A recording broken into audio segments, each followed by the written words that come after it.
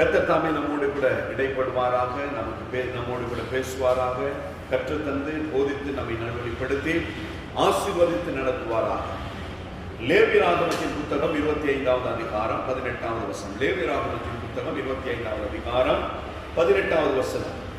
என் கட்டளைகளின்படி செய்து என் நியாயங்களை கைக்கொண்டு அவைகளின்படி நடக்க கடவீர்கள், அப்பொழுது தேசத்திலே சுகமாயிருப்பீர்கள் என்று இந்த மாதத்தின் முதலாவது நாளிலே கர்த்தருடைய ஆவியானவர் நமக்கு வாக்குத்தத்தத்தை அருளி செய்தார். வசனம் சொல்லுகிறது, என் கட்டளைகளின்படி செய்து என் நியாயங்களை கைக்கொண்டு அவைகளின்படி நடக்க கடவீர்கள், அப்பொழுது தேசத்தின் சுகமாயிருப்பீர்கள் என்று சொல்லி கர்த்தருடைய வாக்குத்தத்தம் இந்த மாதத்தின் முதல் நாளிலே நம் ஒவ்வொருவரையும் தேடி வந்து ஆசீர்வதித்தது. ஆண்டவர் இந்த வாக்குத்தத்தத்தை தந்து நம்மை ஆசீர்வதித்தார். அப்ப இந்த முதலாம் தேதி வந்தவர்களுக்கு இதை குறித்த இன்னும் ஒரு ஆசீர்வாதமான செய்தியை கர்த்தர் கொடுக்க கிருபை செய்தார். இந்த நாளிலே அன்று வந்தவர்களுக்கும் வராதவர்களுக்கும் கர்த்தருடைய ஆவியானவர் மறுபடியும் பேசுவாரா? அன்னைக்கு பேசின காரியங்களை இன்று பேசி உங்களுக்கு சொல்ல போறது கிடையாது. அன்னைக்கு சாப்பாடு அன்னைக்கு தான், அன்னைக்கு சாப்பாடு இன்னைக்கு கொடுக்க முடியாது. இன்னைக்கு புது சாப்பாடை கர்த்தர் தருவாரா? ஆண்டவருடைய வேதம் சொல்லுகிறது, என் கட்டளைகளின்படி, வசனம் என்ன சொல்லுகிறது, என் கட்டளைகளின்படி செய்து. அப்ப நாம் கர்த்தருடைய கட்டளைகளின்படி செய்யும் பொழுதுதான் தேவன் நம்மை ஆசீர்வதிப்பார். இப்ப நீங்க கேட்கலாம், இந்த உலகத்தில் இருக்கிற திரளான ஜனங்கள், கோடிக்கணக்கான ஜனங்கள் அவ்வளவு ஆசீர்வாதமா இருக்கிறார்களே, அது எப்படி சொல்லி கேட்கலாம். அவர்களுடைய பிரயாசத்துக்கு, அவர்களுடைய உழைப்புக்கு, அவர்களுடைய அன்றாடம் அவர்கள் செய்கிற வேலைக்கு தக்கதான பலன் அவர்களுக்கு உண்டாயிருக்குது. அவ்வளவுதான். அதுக்கும் நமக்கும் எந்த விதமான சம்பந்தமும் கிடையாது. நாமளும் வேலை செய்யறோம், வேலைக்கு ஏற்ற சம்பளத்தை நாங்கள் மாதத்தின் இறுதியிலே அல்லது மாதத்தின் நடுப்பகுதியிலேயோ நாங்கள் பெற்றுக்கொள்கிறோம். அதே போல உலகத்தில் இருக்கிற எல்லா ஜனங்களும் வேலை செய்கிறார்கள். வேலை செய்கிறது நிமித்தமாய் அவர்களுக்கு சம்பளம் கிடைக்கிறது. சம்பளத்தின் நிமித்தமாய் அவர்கள் ஆசீர்வாதமா இருக்கிறார்கள். சிலர்கள் நீதியாய் சம்பாதிக்கிறார்கள், சிலர் அநீதியாய் சம்பாதிக்கிறார்கள். அது எப்படியோ சம்பாதித்து எப்படியோ வாழ்ந்து கொண்டிருக்கிறார்கள். வேதம் தெளிவாய் சொல்லுகிறது, உலகமும் அதன் நிறைவும் கர்த்தருடையது. ஆனால் அந்த உலகமும் அதன் நிறைவும் கர்த்தருடைய இருந்த பொழுதிலும் ஆதாமுக்கு கொடுத்ததான அந்த ஆளுகையை ஆதாம் பிசாசுக்கு விற்று போட்டது நிமித்தமாய் இந்த நாளிலே நாமும் நீங்களும் வாழ்கிறதான உலகம் பிசாசுடைய ஆளுகையிலே, அவனுடைய கரத்திலே இருக்கிறதை நாங்கள் மறந்து போகக்கூடாது. அதனால தான் நம்முடைய கர்த்தராகிய இயேசு கிறிஸ்து சுவிசேஷத்திலே நாங்கள் பார்க்கிறோம், இதோ உலகத்தின் அதிபதி வருகிறான், அவனுக்கு என்னிடத்திலே ஒன்றும் இல்லை அப்படின்னு சொன்னார். அவன் வந்து என்னிடத்துல எடுத்துக்கொள்ளவோ, என்னிடத்துல திருடவோ, என்னை குற்றப்படுத்தவோ, என்னை குற்றம் சாட்டவோ அவனுக்கு என்னிடத்துல ஒன்றும் இல்லை. ஆவிக்குரிய வாழ்க்கையிலும் நான் நேர்த்தியா இருக்கிறேன், உலகத்தின் வாழ்க்கையிலும் நான் சரியா இருக்கிறேன். எப்படி ஆண்டவர் சொல்ல முடியும்? அவரும் பரிசீலித்தினார், அவரும் பரிசீலித்தினார். செய்ய வேண்டிய காரியங்களை, செய்ய வேண்டிய நீதிகளை அவரும் நிறைவேற்றினார். ஆவிக்குரிய வாழ்க்கையிலும் சரி, உலக பிரகாரமான வாழ்க்கையிலும் சரி, அவரை குற்றப்படுத்த ஒருவராலும் கூடாது இருந்தது. அவர் சமாரியா ஸ்திரீனிடத்துல பேசிக்கொண்டிருந்தார். பேசிக்கொண்டிருந்த பொழுதிலோ முகத்தை பார்த்து பேசவில்லை, எதையோ தேடுகிறதை போல அவர் பேசினார். வேதத்திலே பார்க்கிறோம். அப்ப உலகத்திலும் அவர் யாரோடு எப்படி அணுக வேண்டும், யாரோடு எப்படி உறவு வைத்துக் கொள்ள வேண்டும் என்பதை அவர் சரியாய் அறிந்திருந்தார். விபச்சாரத்துல பிடிப்பட்ட ஸ்திரீ அவரிடத்துல கொண்டு வரப்பட்ட பொழுது அந்த ஸ்திரியை நிமிர்ந்து பார்த்து பேசாதபடி அவர் பூமியை தரையில எழுதி கொண்டு அவரோடு கூட பேசிக் கொண்டிருந்தார். எல்லாரோட அப்படிதான் பேசினார். பாவம் இல்லாதவர் முதல் கல்லை அவர் மீது எறியட்டும். அப்போ அவன் கல்லை போட்டுட்டு போயிட்டான். நேரத்துல பார்த்தா ஒரு சத்தம் கிடையாது. ஆண்டவர் கேட்கிறார், உன்னை யாரோ நியாயம் தீர்க்கவில்லை. அவர் சொல்ற இல்லாண்டவர், நானும் உன்னை நியாயம் தீர்க்க மாட்டேன். இனி பாவம் செய்யாது, இதுவரை செய்தது போவோம், இனிமேல் செய்யாது.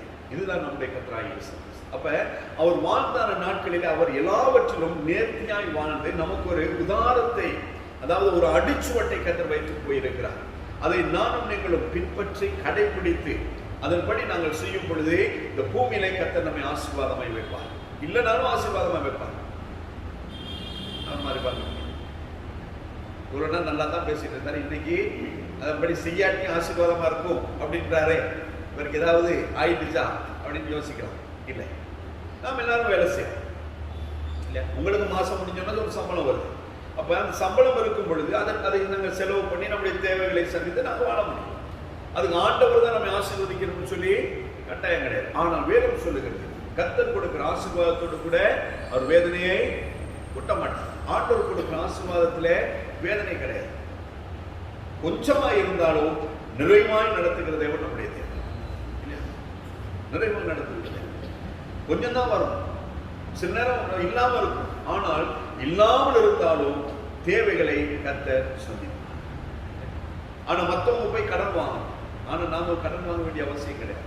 ஏன்னா கர்த்தர் நம்மை ஆசீர்வதிப்பார். மத்தவங்க சாப்பாட்டுக்கு என்ன செய்யுதுன்னு சொல்லி யோசிக்கணும். நம்ம யோசிக்க வேண்டிய அவசியம் கிடையாது. ஜெபம் பண்ணா போதும், ஆண்டவர் நம்மை போஷிப்பார்.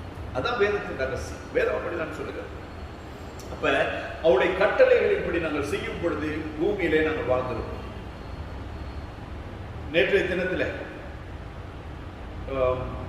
இயேசு விடுவிக்கிறார் ஊழியத்தின் மோர்சி லாசரஸோடு கூட சேர்ந்து ஊழியம் செய்ததான சகோதரன் அப்பாதுரை மரித்து போனார்.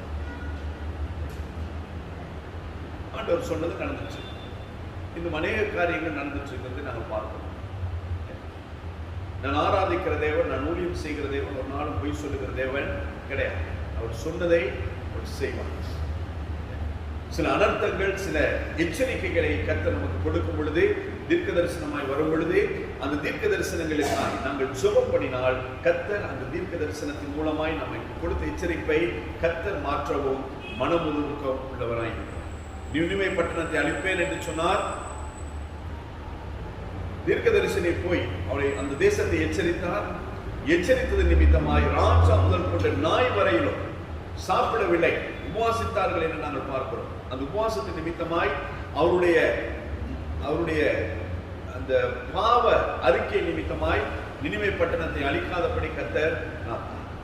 அதே போல கர்த்தர் கொடுக்கிறதான தீர்க்க தரிசனங்களுக்கு நாங்கள் தேவ சமூகத்திலே நாங்கள் ஜெபிக்கும் பொழுது அதை மாற்ற ஆண்டவர் வல்லமையுள்ளவராக.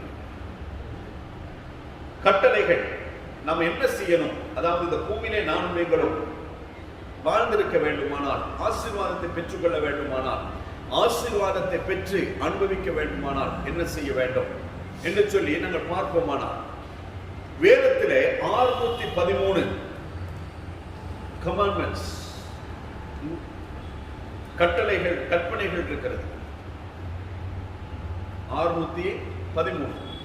அது இல்லாதபடி 10 கட்டளைகள் ஆண்டவர் கொடுத்ததான 10 கட்டளைகள் லாஸ் இருக்கு. அது இல்லாதபடி அது அவ்வளத்தையும் சுருக்கி ஆண்டவர் புதிய ஏற்பாட்டில் 2 பிரதான கற்பனைகளாய் கொடுத்திருக்கிறார். அப்ப இது எல்லாம் வைத்துதான் கர்த்தர் ஒரு மனுஷனை நியாயம் தீர்ப்பார். ஏதோ ஆண்டவர் நியாயம் தீர்க்க ஒரு மனுஷனை போல மனுஷன் பார்த்தோன்னு நியாயம் தீர்ப்பாங்க, டக்குன்னு ஜட்ஜ் பண்ணுவாங்க. இவர் அப்படி, அவங்க அப்படி, அது அப்படி, இது அப்படி அப்படி. ஆனா கர்த்தர் அப்படி கிடையாது. நம்முடைய கிரியைகளை பார்த்து, நம்முடைய நடவடிக்கைகளை பார்த்து, நம்முடைய ஜீவியத்தை பார்த்து நியாயம் செய்கிறவர் தான் நம்முடைய நியாயாதிபதி ஆகிய தேவன். அப்ப முதலாவது நம்முடைய தேவன் எதை கொண்டு நம்மை நியாயம் தீர்ப்பார் என்று சொன்னால், நம்முடைய கிரியைகள், ஆக்ஷன், நம்முடைய கிரியைகள், அன்றாட நம்முடைய வாழ்க்கையில நாங்கள் செய்கிறதான கிரியைகளை அடிப்படையாய் கொண்டு கர்த்தர் நம்மை நியாயம் தீர்ப்பார். இரண்டாவதாக ஆண்டவர் நாங்கள் மற்றவர்களோடு கூட எப்படி பழகுகிறோம், மற்றவர்களோடு கூட நம்முடைய உறவு எப்படி இருக்கிறது, நம்மை மற்றவர்களை நாங்கள் எப்படி விசாரிக்கிறோம், மற்றவர்களை நாங்கள் எப்படி கனப்படுத்துகிறோம், நாங்கள் மற்றவர்களோடு கூட உள்ள உறவு நமக்கு எப்படியா இருக்கிறது என்பதை வைத்து கர்த்தர் நியாயம் தீர்ப்பார். இந்த நியாயம் தீர்க்கிறதுக்கு தான் ஆண்டவர் இந்த கற்பனைகளை, கட்டளைகளை, நியமங்களை எல்லாத்தையும் கொடுத்துருக்க காரணம் அதுதான். ரோட்ல ஒரு கோட்டை மட்டும் போட்டு விட்டு இருந்திருக்கலாம்ல, பெடஸ்ட்ரியல் கிராசிங் அதை மட்டும் போட்டு விட்டு இருக்கலாமே. எப்படியாவது போங்க, எப்படியாவது வாங்கன்னு சொல்லி ரோட்டு நடுவில் தனி கோடை போட்டிருக்கிறாங்க, கோட்டை பிரிச்சு போட்டிருக்காங்க, நீட்டா கோடை போட்டிருக்கிறாங்க, போட்டு சும்மா விட்டுருக்கலாம்.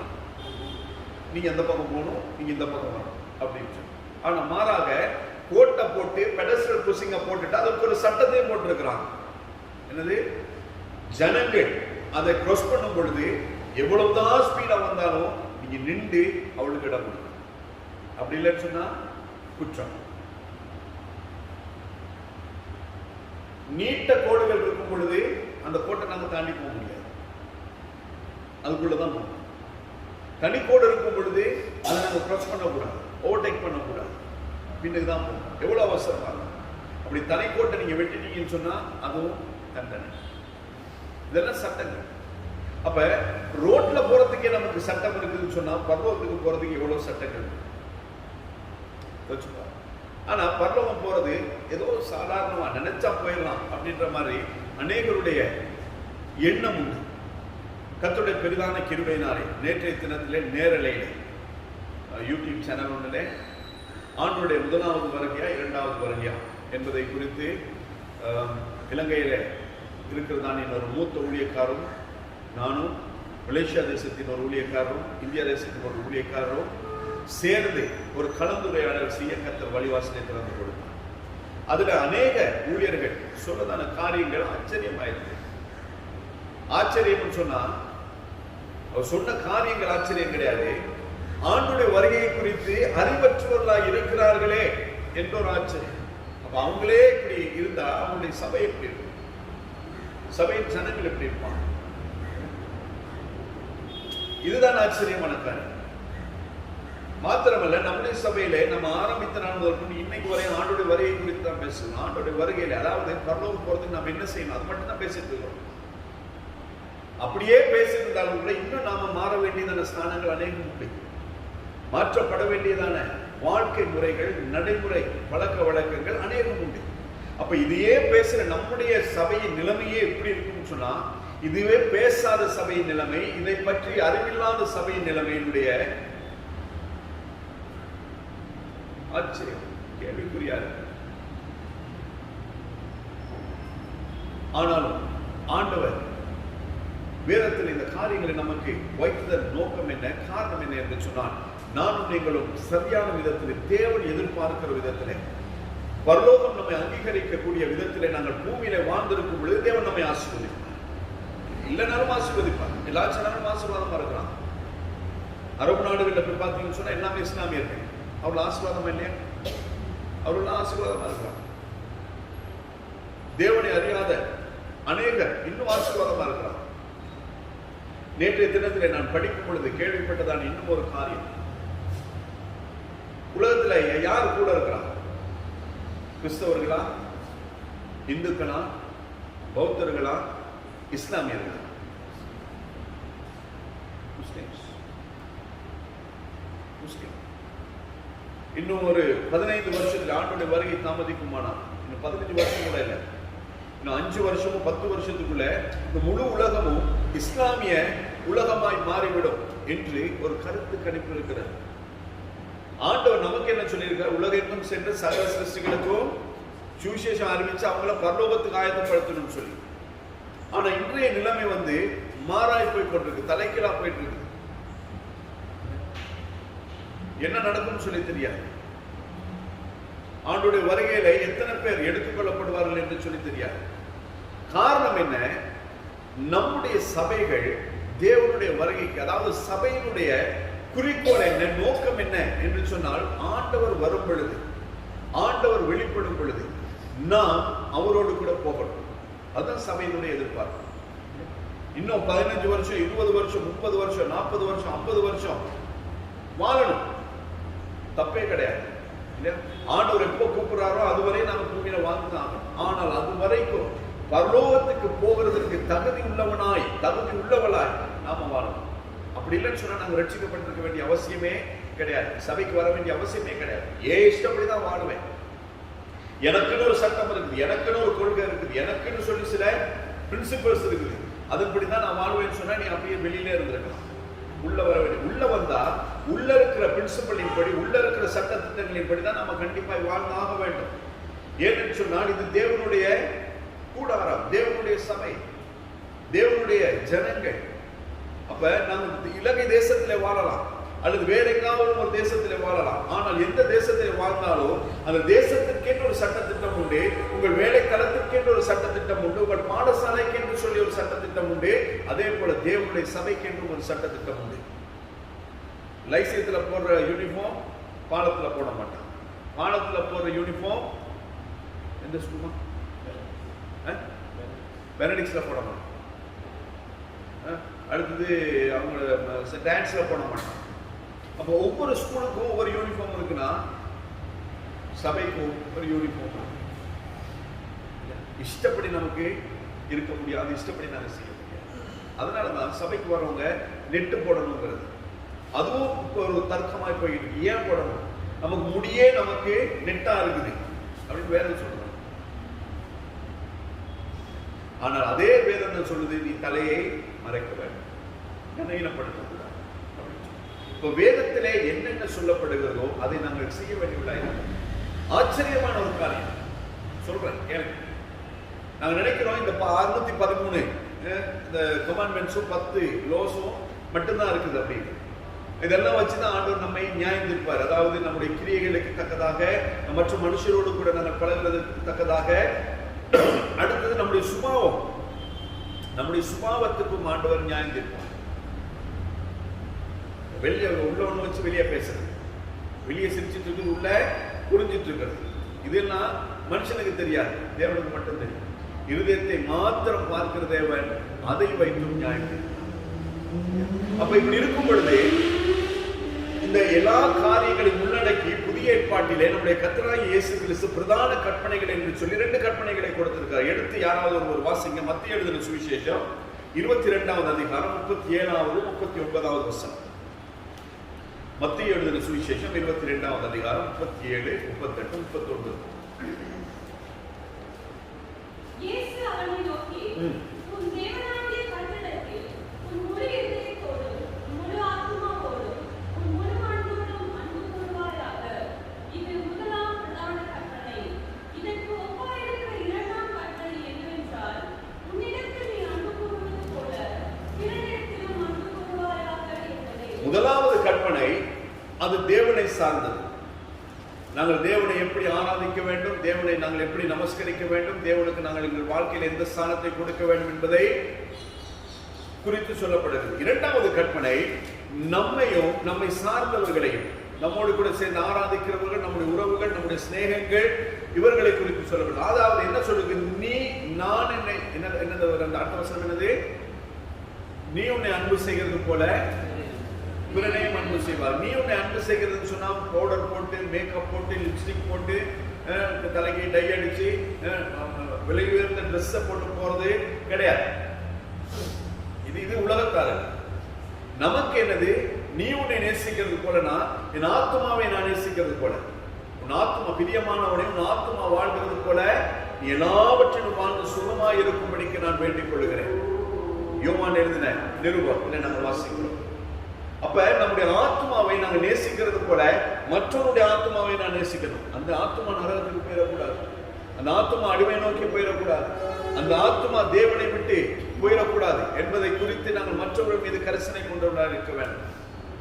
அது மாத்திரமல்ல, ஆண்டவர் இது 2ஓட கூட பிடிக்கல. இன்னும் புதிய ஏற்பாட்டிலே நாங்கள் பார்க்கும் பொழுது 1050 எத்தனை 1050 இன்னும் நியூ டெஸ்டமென்ட் கமாண்ட்ஸ், புதிய ஏற்பாட்டின் கட்டளைகள் உண்டு. இதுவரை கேள்விப்பட்டிருக்கோம்.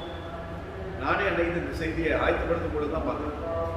1050 புதிய ஏற்பாட்டு கட்டளைகள் இருக்கிறது.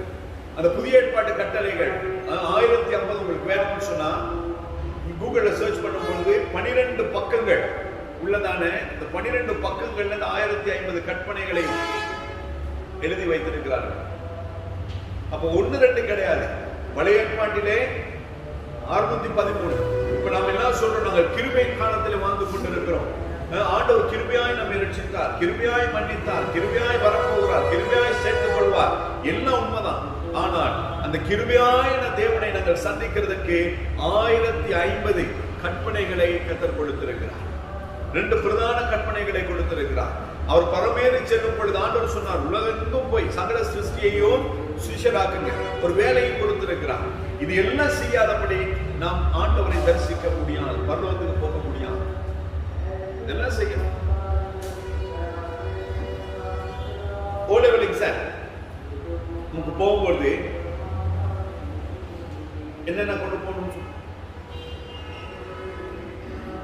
நல்லா படிச்சிருக்கேன். இந்த ஸ்கூல்லே நான் தான் பெஸ்ட், இந்த டியூட்டரியில நான் தான் பெஸ்ட். எல்லா பாடங்களையும் நான் தான் பெஸ்ட், மாற்று கருத்தே கிடையாது. ஆனா எக்ஸாமுக்கு போகும்பொழுது நான் பெஸ்ட், என் ஸ்கூல்லே நான் தான் பெஸ்ட், என் ஸ்கூல் தான் எனக்கு எக்ஸாம் சென்டர் அப்படின்ட்டு உங்க இஷ்டப்படி போக முடியுமா? சொல்லுங்க. எல்லாம் எக்ஸாம் எழுதிங்க முடியாது. என்ன வேணும்? முதலாவது அட்மிஷன் எடுக்கணும். அட்மிஷன் நம்பர், எனக்கு அட்மிஷன் நம்பர் நல்ல பாடமா இருக்கு, ஏன் அட்மிஷன் நம்பர் இதுதான் அப்படின்னு சொல்லி அங்க போய் நீங்க அட்மிஷன் நம்பர் சொல்ல முடியாது. அட்மிஷன் கார்டு வேணும், பிசிக்கலா வச்சிருக்கணும். புரியுதா நான் சொல்றது? அப்ப சாதாரணமான ஒரு 10 வருஷம் படிச்சுட்டு ஒரு எக்ஸாம் எழுதும் பொழுது இத்தனை காரியங்களை நாங்கள் எவ்வளவுதான் பெஸ்டா இருந்தாலும் எடுத்துட்டு போனோம்னா, பரலோகத்தின் தேவன் அவரை தரிசிக்க ஆண்டவர் சொல்ற பரிசுத்தம் இல்லாமல் ஒருவனும் தேவனை தரிசிக்க முடியாது, பார்க்கவே முடியாது. அப்ப அப்பேற்பட்ட நான் இடத்துக்கு போகும் பொழுது நான் எவ்வளவு தகுதி உள்ளவனா இருக்கிறேன் யோசிச்சு பாருங்க. அதனாலதான் ஒவ்வொரு வாரம் அப்படியே திருப்பி திருப்பி திருப்பி திருப்பி திருப்பி திருப்பி பேசுகிறேன், வருஷங்களா பேசுகிறேன். ஏன்? நான் இன்னும் மாற வேண்டும், நான் இன்னும் மாறணும். உங்களை குறித்து நான் பேசவில்லை, நான் இன்னும் மாறணும். குமாரனுடைய சாயலுக்கு ஒத்த சாயல் என்னுடைய இந்த வாழ்க்கையில வரணும், நாத்துமானே வரணும். அவரை போல நேசிக்க, அவரை போல மன்னிக்க, அவரை போல பிதாவின் சித்தம் செய்ய, அவரை போல மற்றவர்களை விசாரிக்க, அவரை போல ஜெப வாழ்க்கை, அவரை போல ஆகாரத்திலே ஒழுக்கம், அவரை போல ஊழிய வாஞ்சை, அவரை போல நன்மை செய்கிறவனாக சுற்றி திரிகிற அந்த பண்பு, இது எல்லாம் என்னுடைய வாழ்க்கையில இருக்கணும். இதெல்லாம் என்னுடைய வாழ்க்கையில குமாரனுடைய சாயலுக்கு ஏற்ற பிரகாரம் என் ஆண்டவர் எப்படி இருந்தாலும் அதே வண்ணமாய் நான் மாறினால்தான் பரலோகம் போக முடியும். அதுதான் போக்கஸ். ஆனா அதுக்கு போறதுக்கு தான் இந்த வாழ்க்கை, வேற எதுவுமே கிடையாது. நாங்க இந்த பூமியில செல்வ செழிப்போடு கூட ஆசீர்வாதமாய் நிறைவாய் திருப்தியாய் வாழ்ந்துட்டோம். ஆனா இவ்வளவு ஊழியம் செய்தார் சவுன் அப்பாதுரை, 72 வயசு மறிச்சு போனார். கர்த்தருக்குள் நான் விசுவாசிக்கிறேன், அவர் கர்த்தருக்குள் நித்திரை அடைந்திருக்கிறார். அவருடைய வாழ்க்கை எல்லாமே நேர்த்தியா இருந்து, அவரை நான் நேரடியா பார்த்தது கிடையாது, நேர்த்தியா இருந்திருக்கும் என்று நான் கிறிஸ்துவுக்குள் நம்புகிறேன். அப்ப அவர் மரித்த பொழுது அவருக்கு ஒரு எதிர்பார்ப்பு இருக்குது, அல்லது அவருடைய கண் இன்னொரு இடத்துல திறக்கப்பட்டிருக்குது. இந்த நாளில் அவருக்கு பூமியில மறிச்சிட்டார், ஆனால் அவர் ஒரு இடத்துல தேற்றப்படுகிறார். ஒண்ணு ஆபிரகாமின் மடியிலே அல்லது பாதாளத்துல. எங்க இருக்காருன்னு நமக்கு தெரியாது. அவர் செய்த ஊழியங்களும் அவருடைய வாழ்க்கையை பார்க்கும் பொழுது நம்மால நிர்ணயிக்க முடியும், நாங்கள் தீர்மானிக்கலாம், அல்லது நாம ஒரு முடிவுக்கு வரலாம். இன்னைக்கு அவர் தேவனுடைய என்னது தேற்றப்படுகிறதான இடத்துல அவர் இருப்பார்னு சொல்லி. ஆனா ஆண்டவர் எங்க வச்சிருக்காருன்னு நமக்கு தெரியாது. அதே போல நானும் நீங்கள் வாழ்ந்து மரித்த பொழுது நம்முடைய கண்ணின் இடத்துல திறக்கப்படும். அந்த திறக்கிற இடத்துக்கு நிர்ணயிக்கிறது, தீர்மானிக்கிறது இந்த பூலோகத்தின் வாழ்க்கை. அவங்களுக்கு வருஷத்துக்கு ஒரு முறை தான் ஃபீஸ்ட், நமக்கு ஒவ்வொரு சண்டையும் ஃபீஸ்ட், ஒவ்வொரு நாளும் ஃபீஸ்ட். ஃபர்ஸ்ட் சண்டைனா அதை விட விசேஷம். ஏன்னு சொன்னால் ஆண்டோடைய பரிசுத்த பந்தியை நாங்கள் ஆசிரிக்க போகிறோம், அவருடைய கட்டளைகளை நிறைவேற்ற போகிறோம். இப்படிதான் நான் ஃபீல் பண்றேன். நீங்க எப்படின்னு எனக்கு தெரியாது.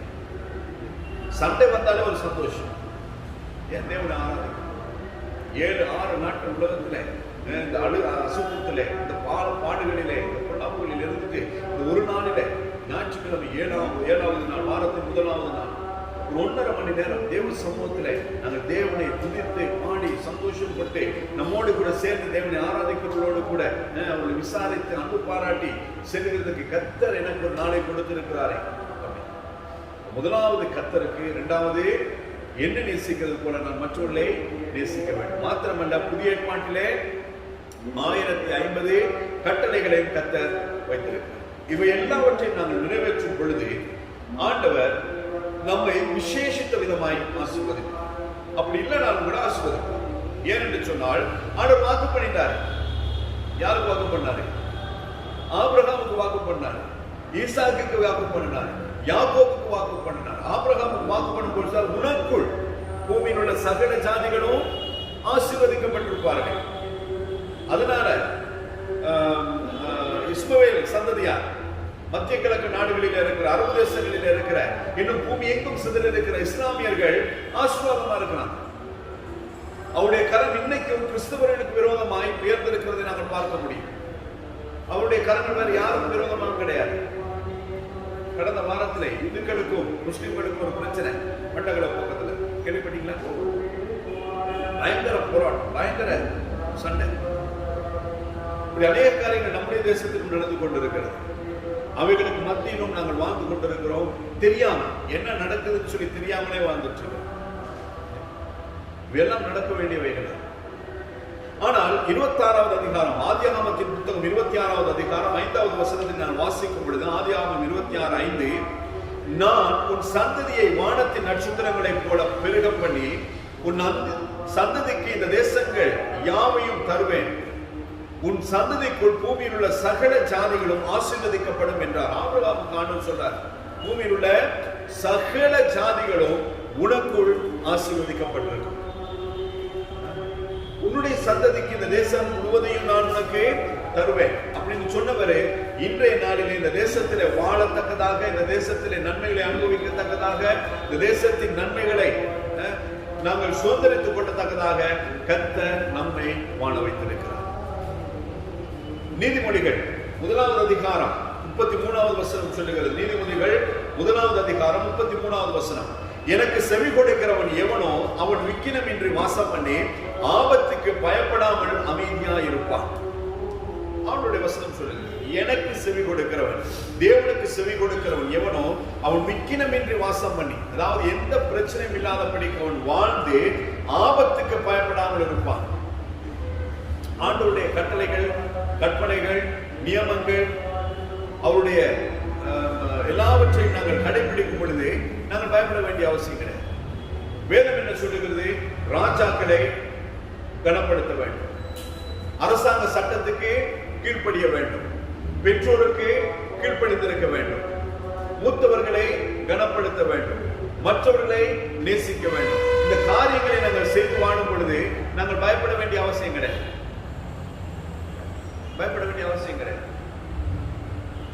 அதனாலதான் ஆண்டவர் இந்த கட்டளைகளை, கற்பனைகள் நமக்கு கொடுத்திருக்கிறார். ஏன்?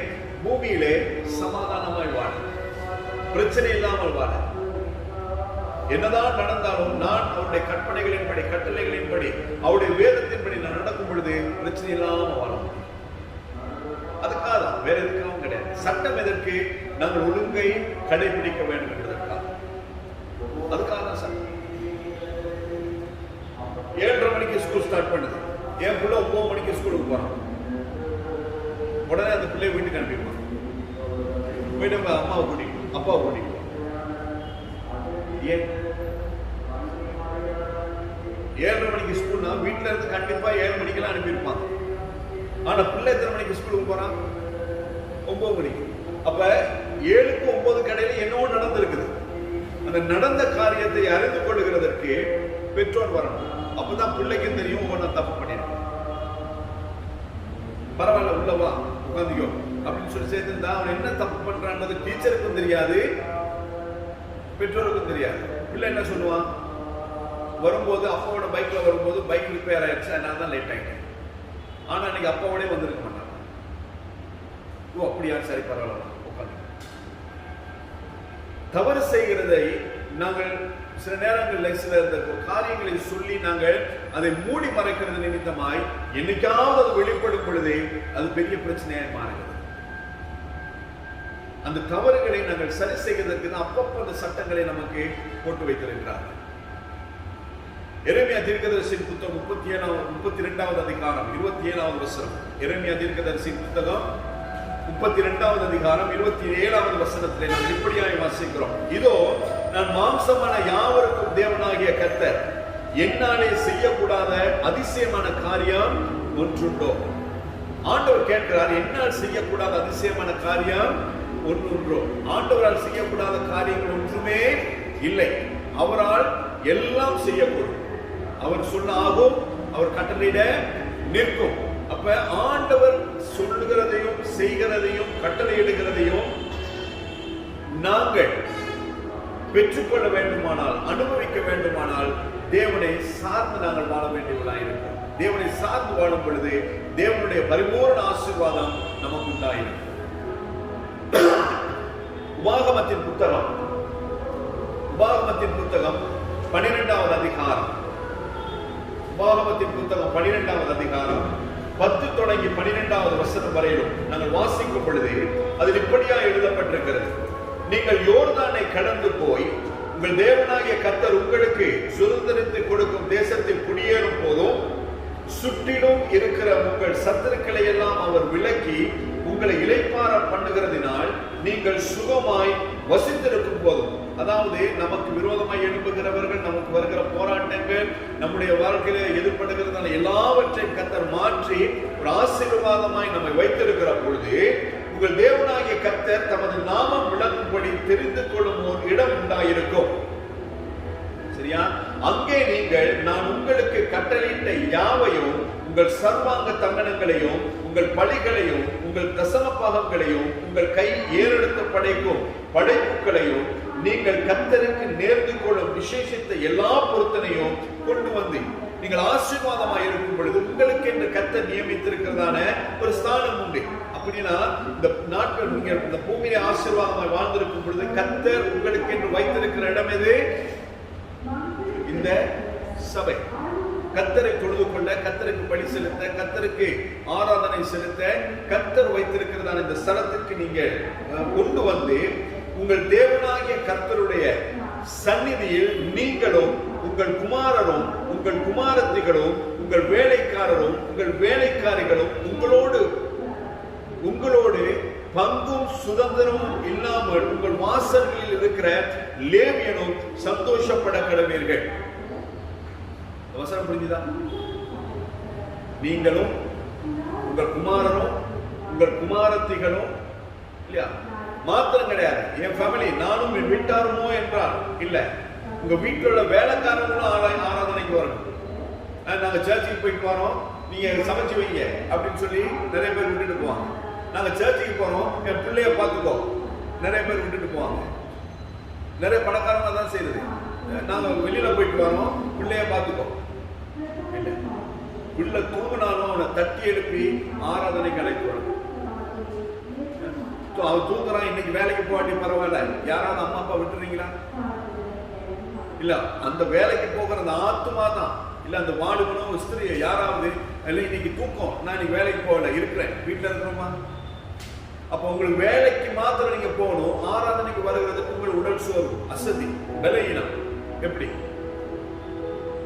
இதுதான் இன்னைக்கு நடந்துட்டு இருக்குது. ஏன்னா ஆண்டவர் கேட்க மாட்டாரு, ஆண்டவர் பார்க்க மாட்டாரு, ஆண்டவர் மன்னிச்சிருவாரு. ஆண்டவர் அடிச்சாருன்னா அந்த அடியை தாங்கிறதுக்கு ஒருத்தரான முடியாது. அது யாரா இருக்கட்டும், பேசுகிற நானா இருக்கட்டும், கேட்கிற நீங்களா இருக்கட்டும், ஆண்டவருடைய அடியை தாங்க ஒருத்தருக்கும் முடியாது. வேதம் சொல்லுகிறது, தேவன் நம்மை ஆசீர்வதித்து இந்த பூமியில வைத்திருக்கும் பொழுது நமக்கென்று கர்த்தர் நியமித்திருக்கிறதான ஆலயத்துல நான் மாத்திரம் கிடையாது, என் முழு குடும்பமாய் தேவனுக்கு செலுத்த வேண்டிய பொருத்தனைகள், தசமபாகங்கள், காணிக்கைகள், பலிகள் எல்லாவற்றையும் செலுத்தி தேவனை ஆராதிக்க வேண்டும். மாத்திரம் கிடையாது, உங்களோடு கூட எந்த உறவும் பங்கும் இல்லாத லேவியரோடு கூட நீங்கள் சந்தோஷப்பட வேண்டும் என்று வேதம் சொல்கிறது. ஊழியக்காரனோடு கூட சேர்ந்து அந்த நாளை நீங்கள் செலவழிக்க வேண்டும், சந்தோஷப்பட வேண்டும். செய்வோமா? செய்யணும். 13வது வசனம் சொல்லுகிறது, 12வது அதிகாரம் 13வது வசனம், கண்ட இடமெல்லாம் நீ உன் சர்வாங்க தகன பலிகளை இடாதபடிக்கு எச்சரிக்கையாய். கண்ட இடமெல்லாம் நிறைய பேர் அப்படிதான், இன்னைக்கு இங்க போவாங்க, நாளைக்கு அங்க போவாங்க, இன்னைக்கு இந்த சர்ச், நாளைக்கு அந்த சர்ச். நம்முடைய திருச்சபையில் அது கிடையாது. சிலர் அந்த பழக்கத்தை வச்சிருக்கிறான். அவங்களுக்கு சொல்லி ஒரு சர்ச் இருந்தாலும் கூட இந்த சர்ச்சுக்கு இந்த கிழமை, இந்த சர்ச்சுக்கு வார கிழமை அப்படி போயிட்டே வந்துட்டு இருப்பாங்க. ஆண்டவர் சொல்றாரு, கண்ட இடமெல்லாம் நீ உன் சர்வாங்க தகன பலிகளை இடாதபடிக்கு எச்சரிக்கையாய். உனக்குன்னு சொல்லி ஒரு சபை இருக்குது, உனக்கென்று சொல்லி ஒரு ஆலயம் இருக்குது, உனக்கென்று சொல்லி தேவனை நமஸ்கரிக்கிறதுக்கு ஒரு ஸ்தானம் இருக்கும் பொழுது நீ கண்ட இடமெல்லாம் போயிட்டு தேவனை ஆராதிக்க முடியாது. நீ எங்க போனாலும் அன்னைக்கு அங்க வந்து சேர்ந்த தவிர்க்க முடியாத காரணங்கள் இருந்தா பரவாயில்ல, தவிர்க்கவே முடியாது. ஆனால் வசனம் என்ன சொல்லுகிறது? உனக்கென்று நியமித்த இந்த ஸ்தானத்திலே நீ வந்து தேவனை ஆராதிக்க வேண்டும். அதுதான் தேவனுடைய கட்டளை, அதுதான் தேவனுடைய கட்டளை, அதுதான் தேவனுடைய நியமம். அநேகமான நேரத்தில் நாங்கள் என்ன செய்கிறோம்? நம்முடைய சித்தத்திற்கு ஏற்றதாக, நம்முடைய விருப்பத்துக்கு ஏற்பதாக, நம்முடைய தீர்மானங்கள், தனிப்பட்ட தீர்மானங்களை எடுத்து நாம தேவனுக்கு விரோதமாய் கிரியைகளை செய்து கொண்டிருக்கிறோம். நாம நினைக்கிறது சரி, நாம செய்கிறது எல்லாமே சரி, தேவனால் அங்கீகரிக்கப்படுகிறது என்று சொல்லி நாங்கள் நினைக்கிறோம். ஆனால் அது அப்படி கிடையாது. எதை செய்ய வேண்டுமானால் தேவனிடத்திலே கேட்க வேண்டும். தேவனிடத்திலே கேட்க வேண்டும். தாவீது தேவனிடத்தில் எல்லா யுத்தத்துக்கு போகும் பொழுதும் அவன் கேட்டான். கேட்ட பொழுது ஆண்டவர் அவனுக்கு பதில் செய்தார். நீ இப்படி செய்யணும், இப்படி செய்யணும், இங்க போகணும், இந்த வழியா போகணும், இப்படிதான் யுத்தம் பண்ணணும், எல்லாவற்றையும். எரிகோ பட்டணத்தை மேற்கொள்ள, எரிகோ பட்டணத்தை கைப்பற்ற யோசுவாவுக்கு மனோடு கூட சேர்ந்தவருக்கு ஆண்டவர் சொன்னார், 7 நாள் அது சுத்தி வா, சத்தம் காட்டாம போயிட்டு வா. 7 நாள். 7வது நாள் நான் சொல்லுகிறபடி நீ செய்ய வேண்டும். எக்காலம் போத வேண்டும், ஆர்ப்பரிக்க வேண்டும். அப்பொழுது அந்த தேசத்தை நீ சொந்தம். யுத்தம் பண்ண ஆர்ப்பரித்தார்கள். உள்ள இருந்தவங்க அவன் செத்து. எரிகோ மதில் என்ன செய்தது? அப்படியே இன்னைக்கு வரை எரிகோ மதில் எந்த இடத்துல இருந்துன்னு சொல்லி யாருக்குமே கண்டுபிடிக்க முடியாது. ஆபிரகாமின் நோவாவினுடைய பேழை கண்டுபிடிக்கப்பட்டிருக்கிறது. உடன்படிக்கை பெட்டி கண்டுபிடிக்கப்பட்டிருக்கிறது. சாலமோனுடைய அரண்மனை கண்டுபிடிக்கப்பட்டிருக்கிறது. தாவீது கட்டினதான அரண்மனை கண்டுபிடிக்கப்பட்டிருக்கிறது. இப்படி அநேக காரியங்கள், வேதத்தில் முக்கியமான ஸ்தானங்கள், முக்கியமான ஸ்தலங்கள், முக்கியமான பொருட்கள் கண்டுபிடிக்கப்பட்டிருக்கிறது. ஆனா மோசேயினுடைய சரீரம் இன்று வரை கண்டுபிடிக்கப்படவில்லை. இடிந்ததான எரிகோ மதிலும் கண்டுபிடிக்கப்படவில்லை. ஏன்? அது கர்த்தரே செய்தார். யோர்தான் எந்த இடத்துல பிளந்தது, எந்த இடத்துல இஸ்ரவேல் ஜனங்கள் போகிறதுக்கு வழிவிட்டு கொடுத்தது யாருக்கும் தெரியாது. செங்கடல் எந்த இடத்துல பிளந்தது, எந்த இடத்துல பிளந்தது நிமித்தமா இஸ்ரவேல் ஜனங்கள் செங்கடலை கடந்து போனார்கள் யாருக்கும் தெரியாது. ஒரு அடையாளம் இருந்திருக்கணும் இல்லையா? ஏன்? கர்த்தர் செய்வார். அதுபோல நம்முடைய வாழ்க்கையில ஒரு கர்த்தர் ஒரு அற்புதத்தை செய்வாரானால் செய்வார். செய்திருக்கிறார். எத்தனையோ காரியங்கள் செய்திருக்கிறார். இந்த நாளிலே நாங்கள் ஜீவனோடு கூட இருக்கிறதே ஆண்டோடைய அற்புதம், அவருடைய கிருபை. எத்தனையோ பேர் மறைச்சிட்டு இருக்கிறான், காரணங்கள் இல்லாமல் மறைச்சிட்டு இருக்கிறான். நமக்கு தெரிந்தது சொற்பம் தான், ஆனா தெரியாதவர்கள் எத்தனையோ பேர். ஒரு பிரபலமானவர் என்றபடினாலே அப்பாதுரை மறைச்சு போனான்னு தெரியும். நீ எத்தனை பேர் மறைச்சு போயிருக்கலாம், எத்தனை ஊழியக்காரர்கள் மறைச்சு போயிருக்கலாம், எத்தனை கிறிஸ்தவர்கள் மறைச்சு போயிருக்கலாம், எத்தனை கிறிஸ்தவர் அல்லாதவர்கள் மறைச்சு போயிருக்கலாம் தெரியாது. ஆனாலும் கர்த்தர் நம்மை கிருபையாய் இன்னும் ஜீவனோடு கூட வைத்திருக்கிறார். ஏன்? கர்த்தர் இன்னும் நம்மை நேசிக்கிறார். எனவே நம்மை நேசித்து நம்மை ஜீவனோடு கூட வைத்த தேவனை நாங்கள் ஆராதித்து நமஸ்கரித்து அவருக்கு செலுத்த வேண்டிய காரியங்களை நாங்கள் சரியான விதத்திலே செலுத்த வேண்டியவனாய் இருக்கிறோம். அப்படி அவருடைய கட்டளைகளின்படி, கற்பனைகளின்படி, நியமங்களின்படி எல்லாம் செய்தால்தான் பரலோகத்துக்கு போய் சேரணும். நியாயப்பிரமாணத்தின் நாட்களிலே, பழைய ஏற்பாட்டின் நாட்களிலே சொல்லலாம், கண்ணுக்கு கண், பல்லுக்கு பல், ஒருத்தர் கொலை பண்ணா அவனை கொலை பண்ணிட முடியும். இதெல்லாம் சட்டங்கள், நியாயங்கள். மோசேக்கு ஆண்டவர் கொடுத்த, மோசே ஏற்படுத்தினதான நியாயப்பிரமாணங்கள், லாஸ். ஆனா புதிய ஏற்பாட்டில் வரும்போது அதெல்லாம் இல்லை, எல்லாம் கிருபையாய் ஆண்டவர் மன்னிச்சுட்டார். கிருபையா மன்னிச்சால் ஆண்டவர் என்ன சொன்னார்? ஒரு கண்ணத்தில் அடிச்சா என்ன சொன்னார்? மற்றதை திருப்பி கொடுக்கணும். யாராவது செய்யணும்? உடைய சத்துருக்களுக்காய் ஜெபம் பண்ணு. பண்றோமா? நாசமா போன ஆண்டவர், அவனை நான் நீ பார்க்க கூடாது, நான் இருக்கிற இடத்துல அவன் இருக்கக்கூடாது, நான் ஆராதிக்கிற ஸ்தலத்துல அவன் இருக்கக்கூடாது. இப்படி நாம ஜெபம் பண்ணிட்டோம். ஆண்டவர் என்ன சொன்னாரு? சத்துருக்களுக்காய் ஜெபம் பண்ணு. நீ சபிக்கிறவர்களை ஆசீர்வதி. பண்றோமா? என்னைய சபிக்கிற, எனக்கு அப்படி பண்ற, இரு நான் உனக்கு பண்றேன், சந்தர்ப்பம் வரணும், நேரம் கிடைக்கணும், நான் உன்னை பார்த்துக்கிறேன் அப்படின்னு சொல்லியிருக்கேன். அப்ப இந்த காரியங்கள் எல்லாம் செய்யாதபடி நாங்கள் எப்படி சொல்ல முடியும்? நான் வேதத்தின்படி வாழ்கிறேன், ஆண்டவர் வந்தா நான் போயிடுவேன் எப்படி சொல்ல முடியும்? கசப்பு இருக்கிறதே. கட்டளைகளை மீறி வாழ்ந்து கொண்டிருக்கிறேனே, கற்பனைகளை நான் அவமாக்கி கொண்டிருக்கிறேனே. பூமியிலே உன் ஆயுசு நாட்கள் நீடித்திருக்கும்படிக்கும் பெற்றோரை கனப்பண்ணு.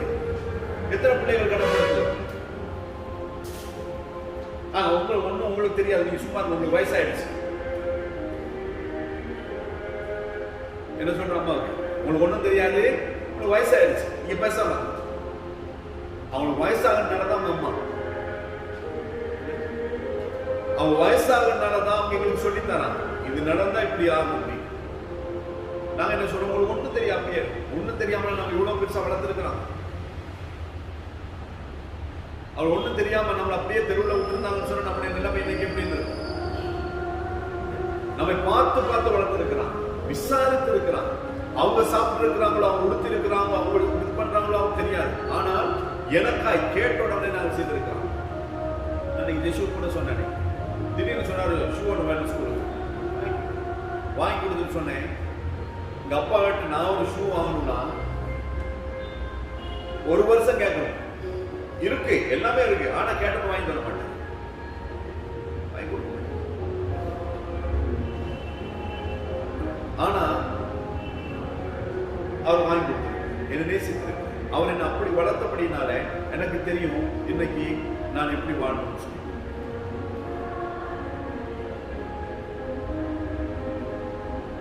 அப்பா கடை வச்சிருந்தாங்க. எங்களுடைய சித்தப்பா என்ன விட 4 வயசு கூட என் சித்தப்பா, கடைசி சித்தப்பா. அப்பட 13வது ஆள். அப்பட குடும்பத்தில் ஒரு கிரிக்கெட் டீமே இருந்தாங்க. சரி, அதுல 13வது எங்க சித்தப்பா. அவருக்கு எனக்கு 4 வயசு தான் வித்தியாசம். அவர் A-level படிக்கும் போது நான் 5ஆம் கிளாஸ் 6ஆம் கிளாஸ் படிச்சேன். அப்ப அப்பா அவருக்கு லாங்ஸ் வாங்கி கொடுக்கிறாரு. லாங்ஸ் நமக்கு தெரியாதானே? லாங்ஸ் ட்ரௌசர், லாங்ஸ் என்ன அப்ப சொல்றது. அப்ப ட்ரௌசர் வாங்கி கொடுத்தாரு. நான் துணி கேட்டுக்கிட்டு அதுல காவாசி தான் போகும் எனக்கு, அரை ஷார்ட்ஸுக்கு கேட்டுட்டு இருக்கேன். அப்ப எனக்கு வாங்கி கொடுக்கல, எனக்கு கொடுக்கல. அவர் தான் துணியை வெட்டி அளந்து வெட்டி கொடுக்குறாரு, இந்த போய் தச்சுக்கோ அப்படின்னு. நானும் கேட்டுக்கிட்டு பக்கத்துல தான் நிக்கிறேன், எனக்கு அப்ப எனக்கு எப்படி இருக்கு யோசிச்சு பாருங்க. நான் என்ன நினைச்சிருந்தேன், நான் ஒரு தம்பினால கொடுக்குறாரு, ஏன் நான் பிள்ளை எனக்கு கொடுக்குறாரு. தம்பி பெருசா பிள்ளை பெருசா? பிள்ளைதான் பெருசு. அவரோட பிள்ளைனா அது அவரோட தம்பி. ஆனாலும் எனக்கு கொடுக்கல. ஏன் கொடுக்கல? அப்படி என்ன வளர்த்து, அப்படி வளர்த்தது நிமித்தமாய் நான் சந்தோஷப்படுகிறேன். ஏன்னு சொன்னால் எது எப்ப தேவை, எது எவ்வளவு தேவை, அது ஏன் தேவை, எதுக்கு தேவை என்பதை நான் அறிந்திருக்கிறேன். அதனால பிள்ளைகளுக்கு கஷ்டத்தை சொல்லி வளர்க்கணும். பிள்ளைகளுக்கு கஷ்டம் இல்லைன்னு சொல்லி தெரியும். ஐயோ சில நான் வேணாம்னு சொல்லுவேன், எப்ப பார்த்தாலும் திட்டே இருப்பேன், ஜோஷுவன் திட்டே இருப்பேன். ஆனா பிள்ளை நினைக்கிறேன், எங்க அப்பா எப்ப பார்த்தாலும் திட்டே இருக்காரு, எல்லாத்துக்கும் வேணாம் வேணாம் வேணாம் வேணாம், இல்ல இல்ல இல்லைன்னு சொல்லி கொடுக்க முடியும். ஆனா தேவை. ஏன்? அவரும் ஒரு நாளைக்கு ஆண்டோடைய வருகை தாமதிக்குமானால் அவரும் ஒரு நாளைக்கு தகப்பனாய் மாறுவார், என்னுடைய ஸ்தானத்துக்கு வருவார். அப்ப அவருக்கு தெரியும் அப்பா அன்னைக்கு செய்தது நல்லது. ஆனா இன்னைக்கு புரியாது. இன்னைக்கு நாங்க எல்லாம் வந்து வில்லனாக தெரியும். அப்பா அம்மா எப்படி தெரியும் பிள்ளைக்கு? வில்லனா, எதிரியா, ஒரு சத்துருவா, இதுதான் தெரியும். ஆனாலும் கூட, ஆனால் ஏன் சொல்லுகிறோம், எதுக்கு சொல்லுகிறோம் சொல்லி அவர்கள் தகப்பனுடைய ஸ்தானத்திலே, தாயினுடைய ஸ்தானத்தில் அவர்கள் இருந்து 2 பிள்ளையை விசாரிக்கும் பொழுதுதான் அவங்களுக்கு தெரியும் அன்னைக்கு எங்க அப்பா எங்களுக்கு சொன்னது சரி. அது போலதான் தேவன் நமக்கு நல்ல தகப்பனாய் இருந்து நமக்கு கற்பனைகளை, கட்டளைகளை, நியமங்களை எழுதி வைத்திருக்கிறார். ஏன்? அதை கை கொண்டு அதன்படி செய்து அப்பா இருக்கிற இடத்துக்கு போகும். எனக்கு வேதத்தை புறக்கணியாதபடி, வேதத்தை உதாசீன செய்யாதபடி, வசனங்களை நிராகரிக்காதபடி, வசனம் என்ன சொல்லுகிறதோ அதன்படி நீங்கள் செய்து வாழ பழகுங்கள். அது நமக்கு ஆசீர்வாதம். சங்கீதங்களின் புத்தகம் 4வது அதிகாரம் 8வது வசனம் சொல்லுகிறது. 4வது அதிகாரம் 8வது வசனம், சமாதானத்தோட படுத்துக் கொண்டு நித்திரை செய்வேன். சங்கீதக்காரன் சொல்லுகிறான் 4வது அதிகாரத்திலே, சங்கீதம் 4:8, சமாதானத்தோட படுத்துக் கொண்டு நித்திரை செய்வேன். கர்த்தாவே, நீர் ஒருவரே என்னை சுகமாய் தங்க பண்ணுகிறேன். நீர் ஒருவரே என்னை சுகமாய் தங்க பண்ணுகிறேன். இந்த நாளிலே இவ்வளவு நெருக்கங்கள், இவ்வளவு பாடுகள், இவ்வளவு தேவைகள், இவ்வளவு எதிர்பார்ப்புகள், இவ்வளவு விதமான கொள்ளை நோயின் அச்சுறுத்தல்கள், பொருளாதார வீழ்ச்சி, எல்லாத்துக்கும் மத்தியிலும் நானும் நீங்களும் சுகமாய் படுத்திருக்கிறோம் என்று சொன்னால் அதற்கு காரணம் நம்முடைய கர்த்தராகிய இயேசு கிறிஸ்து. வேற யாருமே கிடையாது. நீ நினைக்கலாம், எங்களுக்கு ஒரு வீடு இருக்கு, எங்களுக்கு ஒரு வேலை இருக்குது, போய் வர்றதுக்கு நல்ல ஒரு வெஹிக்கிள் இருக்குது, நமக்கு நல்ல சம்பாத்தியம் இருக்குது, என்னுடைய பிள்ளைகள் வளர்ந்துட்டாங்க, ஆளாயிட்டாங்க, அவங்களாம் சம்பாதிச்சு போடுறாங்க, எல்லாமே உண்டு, உண்மைதான். ஆனா கர்த்தர் நினைத்தார் எல்லாவற்றையும் ஒரே நிமிஷத்துல முடிப்படும். அவர் திறந்தால் ஒருவனாலும் கூட்டவும் முடியாது, அவர் பூட்டினார் ஒருவனாலும் திறக்கவும் முடியாது. பாகமத்தின் புத்தகத்தில் 28வது அதிகாரத்தில் வாசிப்பான ஆசீர்வாதங்களுக்கு பிறகுள்ள பகுதியை வாசிப்பான வானத்தை வெண்கலமாகவும் பூமியை இரும்பாகவும் அப்படின்ற வசனம். அப்ப வானத்தை வெண்கலமாகவும் பூமியை இரும்பாகவும் மாத்திட்டா என்ன ஆகும் நம்ம நிலைமை? சூரியன் கிடையாது, சந்திரன் கிடையாது, வேற என்ன, வெளிச்சம் கிடையாது, பூமியில விளைச்சல் கிடையாது. நம்ம நிலைமை எப்படி இருக்கும்? அரை மணி நேரம் கரண்ட் போனாலே நம்மளால தாங்க முடியல. விசுக்கிறோம், அதை பண்றோம், இதை பண்றோம், எலக்ட்ரிசிட்டி போர்டுக்காரனை திட்டுறோம், என்னென்னலாம் பண்ண முடியுமோ அத்தனை குட்டிக்காரனும் அடிச்சிடும். ஆனா ரெண்டையும் ஆண்டவர் இப்படி மாத்தி நம்ம வச்சுட்டா நடுவில் நம்முடைய நிலைமை என்னமாயிடும் யோசிச்சு பாருங்க. ஆனால் கர்த்தர் இன்னும் நம்முடைய எல்லா முரட்டாட்டங்களையும், எல்லா விதமான தாறுமாறான கிரியைகளையும், நம்முடைய எல்லா விதமான தவறான செயல்களையும் பார்த்தும் ஆண்டவர் இன்னும் கிருபையா இருக்கிறார். காரணம் என்ன? என் பிள்ளை திருந்துவான், என் பிள்ளை திருந்துவான் அப்படின்ற ஒரு எதிர்பார்ப்பு. ஏனென்றால் அவருடைய தகப்பன் அவருடைய ரத்தத்தினாலே நம்மை விலை கொடுத்து வாங்கியிருக்கிறார். ஏன் வாங்கியிருக்கிறார்? இந்த பூமியிலும் நம்மை ஆசீர்வதிக்க வேண்டும், ஆசீர்வாதமாய் வைத்து நம்மை உருமாற்றி அவர் வரும் பொழுது அவர் நம்மை எடுத்துக்கொள்ள. அதற்காக சாதாரண சங்கீதக்காரன் நீர் என்னை சுகமாய் தங்கம் பண்ணி, என்ன நடந்தால் என்ன நேர்ந்தால் நீர் என்னோடு கூட இருக்கிறபடி நான் சுகமாய். பாட்டு பண்ணினார், நீர் என்னை தாங்குவதால் தூங்குவேன் நிம்மதி, படுத்துறங்கி விழித்தெழுவேன், கர்த்தர் என்னை நீர் என்னை ஆதரிக்கிறபடி நான் படுத்து. நேற்று படுத்தவங்க இன்னைக்கு எத்தனையோ பேர் கிடையாது. முந்த நாள் உயிரோட கூட இருந்த சகோதரன் இன்னைக்கு உயிரோட கூட இருக்கு. கடந்த வாரத்திலே உயிரோட கூட இருந்த என் ஸ்நேகிதனுடைய தகப்பன் இன்னைக்கு அவர் உயிரோட கூட கிடையாது. போன வாரம் உயிரோட கூட இருந்து எத்தனையோ பேருக்கு ட்ரீட்மெண்ட் பண்ண டாக்டர் இன்னைக்கு உயிரோட கூட கிடையாது. அதுபோல எத்தனை லட்சங்கள், எத்தனை ஆயிரங்கள். ஆனால் கர்த்தர் இன்னும் நம்மை ஜீவனோடு கூட வைத்திருக்கிறார். ஏன்? நமக்காய் வைத்திருக்கிற ஸ்தலத்திலே அவரை ஆராதிக்க, அவரை தொழுது கொள்ள, அவரை நமஸ்கரிக்க, அவருக்கு கொடுக்க வேண்டிய செலுத்த வேண்டியதை செலுத்த இந்த பூமியிலே கர்த்தர் நம்மை வைத்திருக்கிறார். இந்த பூமியின் நன்மைகளினால் நம்மை நிரப்பி ஆசீர்வதிக்கிறார். எனவே கர்த்தருடைய கட்டளைகளையும் கற்பனைகளையும் நாங்கள் கை கொண்டு வாழும் பொழுது வேதம் சொல்லுகிற பிரகாரம் நானும் நீங்களும் வாழ்ந்திருக்கிறோம். ஹல்லேலூயா. எனவே வார்த்தைக்கு கீழ்ப்படிங்க, வார்த்தைக்கு செவி கொடுங்க, வார்த்தையின்படி வாழ முயற்சி செய்யுங்க. அதன்படி கர்த்தர் உங்களை ஆசீர்வதிக்க என் தேவன் உண்மை உள்ளவராக இருக்கிறார். ஹல்லேலூயா. பழைய ஏற்பாட்டில் மாத்திரம் கட்டளைகள் கற்பனைகள் கிடையாது, புதிய ஏற்பாட்டிலும் உண்டு. பழைய ஏற்பாட்டில் 613 தான் இருக்குது, ஆனா புதிய ஏற்பாட்டில் எத்தனை இருக்குது? 1050, 1050. இன்னும் 2 இருக்கு. எல்லாவற்றையும் சேர்த்து ஆண்டவர் 2ஆய் கொடுத்திருக்கார். பிரதான கட்டளை இதை விட பிரதான வேற கட்டளை இல்லைன்னு சொல்லியிருக்கிறார். முதலாவது தேவன், 2வது நானும் மற்றவன். என்னை போல மற்றவர்களை நான் நேசிக்குவேன், என்னை போல மற்றவர்களையும் நான் விசாரிக்குவேன், என்னை போல நான் மற்றவர்களையும் கனப்படுத்துவேன். அதற்காக கற்றுக் இந்த வார்த்தைக்கு கீழ்ப்படிங்க. கர்த்தர் உங்களை ஆசீர்வதித்து நடத்துவார். ஹல்லேலூயா.